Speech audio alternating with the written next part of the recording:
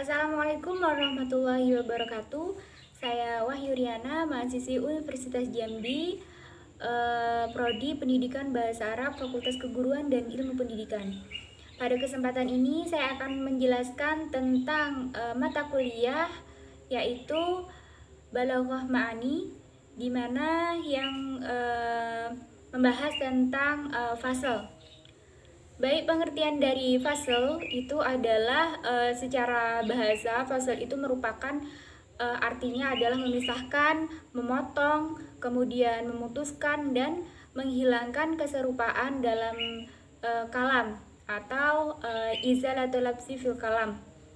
Sedangkan secara istilah itu fasal adalah menggabungkan dua buah kalimat dengan tidak menggunakan huruf ataf. Nah, di sini ada beberapa contoh tentang kalimat ya yang tidak menggunakan huruf ataf. Di sini contoh dari fasal dapat dilihat ini yang sudah saya tandai juga ini di sini. Itu terdapat dua kalimat di situ. Nah, jadi pada bagian itu penggabungan dua kalimat tersebut tidak menggunakan huruf ataf. Nah, kenapa? Karena di situ terdapat tempat-tempatnya juga ya. Fasal itu terdapat tempatnya juga, di mana jumlah tersebut bisa menggunakan fasal apabila memenuhi persyaratan. Nah, adapun persyaratan yang pertama itu adalah antara kalimat dengan kalimat pertama dengan kalimat kedua itu hubungannya sangat sempurna. Nah, itu yang pertama adalah sejenis sebagai taukid ya, meyakinkan atau menguatkan. Nah, jadi di sini sudah saya cantumkan di sini. Itu dapat dilihat contohnya, itu antara dua kalimat itu adalah kalimat yang pertama ya. Dari segi makna itu kalimat kedua itu berfungsi untuk menguatkan isi pada kalimat pertama. Nah, karena fungsi tersebut pada awal kalimat yang kedua tidak perlu menggunakan ataf. Nah, kemudian selanjutnya adalah sebagai bayan ya atau penjelas. Nah, jadi kalimat yang kedua ini dia sebagai penjelas dari kalimat yang pertama. Nah, itu juga saya contohkan, itu ada tertulis di situ, saya cantumkan juga, bisa dilihat. Dan selanjutnya adalah sebagai badal. Sebagai badal itu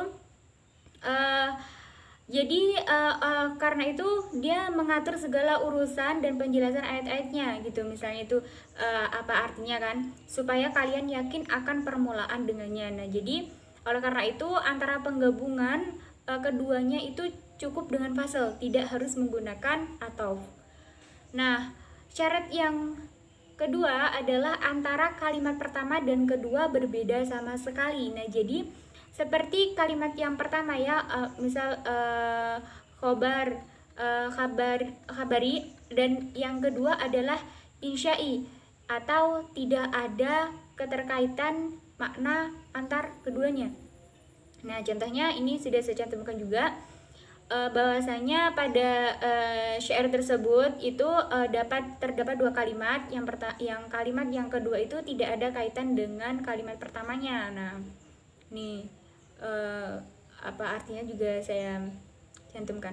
Nah, selanjutnya itu persyaratannya adalah kalimat kedua merupakan jawaban dari kalimat pertama. Nah, jadi kalimat yang kedua ini adalah sebagai jawabannya, sebagai jawaban dari kalimat pertama. Jadi tidak harus menggunakan huruf ataf. Nah, mungkin inilah dari kesimpulan yang saya sampaikan. Mungkin fasal ini adalah artinya memisahkan, memotong dan memutuskan atau menghilangkan keserupaan dalam kalam atau izalatul lafzi fil kalam. Nah, kemudian itu ada tiga tempat fasalnya itu, diantaranya yaitu jika antara kalimat pertama itu adalah terdapat hubungan yang sempurna dengan kalimat yang kedua, jadi menguatkan seperti itu, menjelaskan dan sebagai badal tadi kan.